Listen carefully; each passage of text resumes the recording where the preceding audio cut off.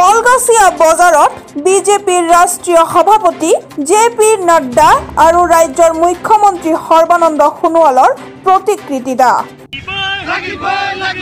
BJP চৰকাৰ হুঁচিয়াৰ বাতিল কৰিব লাগিব মোদী চৰকাৰ হায় মোদী চৰকাৰ মোদী চৰকাৰ কলগাছিয়া মহকুমা কৃষক মুক্তি সংগ্ৰাম সমিতিয়ে সাব্যস্ত কৰে প্ৰতিবাদ নাগৰিকত্ব সংশোধনী আইনৰ তীব্ৰ বিৰোধিতা উল্লেখ্য যে পশ্চিমবংগৰ ছ'চিয়েল গ্ৰুপৰ এক বৈঠকত বিজেপিৰ ৰাষ্ট্ৰীয় সভাপতি জে.পি. নাড্ডাই শীঘ্ৰেই দেশত কাৰ্যকৰী কৰা হ'ব বুলি মন্তব্য কৰাৰ পিছতেই এই প্ৰতিবাদকাৰীসকলে উত্তল কৰি তোলে প্ৰতিবাদস্থলী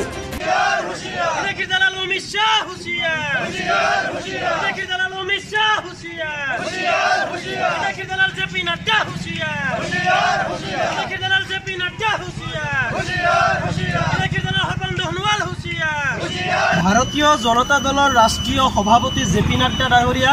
আৰু অসমৰ মাননীয় মুখ্যমন্ত্ৰী সৰ্বানন্দ ইফালে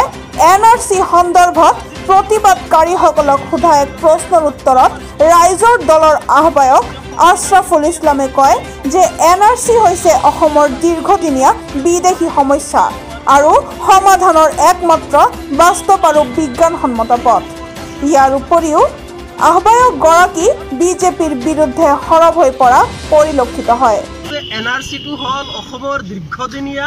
বিদেশী সমস্যাটো সমাধানৰ একমাত্ৰ বাস্তৱসন্মত আৰু বিজ্ঞানসন্মত পথ সেইকাৰণে আমি আশা কৰি আছিলোঁ এতিয়াও আশা কৰোঁ যে এনআৰচিৰ জৰিয়তে অসমৰ বিদেশী সমস্যাটো সমাধানৰ এটা বাট মুকলি হ'ব কিন্তু আমি দেখিছোঁ যে শাসক দলটোৱে এনআৰচিক লৈ বিভিন্ন ধৰণৰ ৰাজনীতি কৰি আছে তেওঁলোকে সুপ্ৰিম কোৰ্টৰ ছুপাৰভিজনত হোৱা এনআৰচিটোক তেওঁলোকে আচলতে আপোনাৰ খাৰিজ কৰাৰ কাৰণে ষড়যন্ত্ৰত লিপ্ত হৈছে আৰু অসমৰ ৰাইজক আৱেগিক কৰি তেওঁলোকে ইয়াক লৈ ব্লেকমেইলিং কৰি ৰাজনীতি কৰাৰ কাৰণে চেষ্টা কৰি আছে আৰু শেহতীয়াভাৱে এনআৰচিৰ ৰাজ্যিক সমন্বয়ক হিতেশদেৱ শৰ্মা ডাঙৰীয়াই এনআৰচিৰ পৰা একাংশ লোকৰ নাম কৰ্তন কৰাৰ নিৰ্দেশ দিছে এই কথাটো আমি গম পাইছোঁ যে এনআৰচিৰ মডেলিটিছত আছিল যে যিসকল লোকক সন্দেহযুক্ত নাগৰিক বুলি সন্দেহ কৰা হৈছে সেই লোকসকলৰ নাম আচলতে এনআৰচিত অন্তৰ্ভুক্ত নহ'ব বুলি মডেলিটিছত আছিল কিন্তু দেখা গৈছে যে ডিভোটাৰ বুলি মানে ঘোষণা হোৱা বা বিদেশী বুলি ঘোষণা হোৱা বা বিদেশী ন্যায়াধিকৰণ প্ৰক্ৰিয়াটোত লগত বিচাৰ প্ৰক্ৰিয়া চলি থকা বহু মানুহৰ নাম এনআৰচিত কিন্তু অন্তৰ্ভুক্ত হৈছে এই কথাটোৰ দ্বাৰা এই কথাটোৱে বুজায় যে বিদেশী ন্যায়াধিকৰণত পক্ষপাতিত্ব বিচাৰৰ কাৰণে বহু ভাৰতীয় লোক আচলতে বিদেশী বুলি ঘোষণা হৈছিল কিন্তু ইয়াৰ পৰা আমি এই কথাটোৱে আহ্বান জনাইছোঁ যে সীমান্ত আৰক্ষীয়ে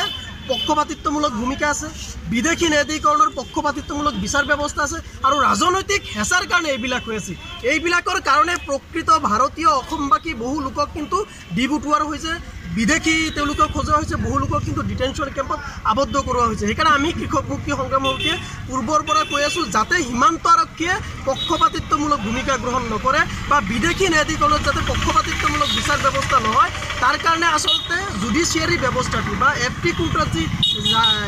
মানে মেম্বাৰ নিযুক্তি দিয়াৰ প্ৰক্ৰিয়া আছে সেই গোটেই প্ৰক্ৰিয়াটো আচলতে ৰাজনীতিৰ ঊৰ্ধত হ'ব লাগে কিন্তু এতিয়া সেইবোৰ ৰাজনৈতিকভাৱে নিয়ন্ত্ৰিত হৈছে আৰু ৰাজনৈতিকভাৱে হেঁচা পোৱাৰ কাৰণে আচলতে এনেকুৱা ধৰণৰ ঘটনা হৈছে সেইকাৰণে আমি বিচাৰোঁ যে সম্পূৰ্ণ ইণ্ডিপেণ্ডেণ্ট হিচাপে আৰু সম্পূৰ্ণ জুডিচিয়াৰী হিচাপে এইবিলাক নিযুক্তি প্ৰক্ৰিয়া হ'ব লাগে আৰু ৰাজনীতিৰ ঊৰ্ধত থাকি কাম কৰিব লাগে আৰু প্ৰকৃত বিদেশী যদি কোনোবাই আছে তেওঁক চিনাক্ত কৰিব লাগে বহিষ্কাৰ কৰিব লাগে কিন্তু বিদেশীৰ নামত প্ৰকৃত অসমবাসী ভাৰতীয় লোকসকলক যাতে হাৰাশাস্তি কৰা নহয় তাৰ কাৰণেও আমি মাত মাতি আছোঁ ককিলাৰ পৰা মোজাম্মেল হুছেইন প্ৰতিফলন লাইভ।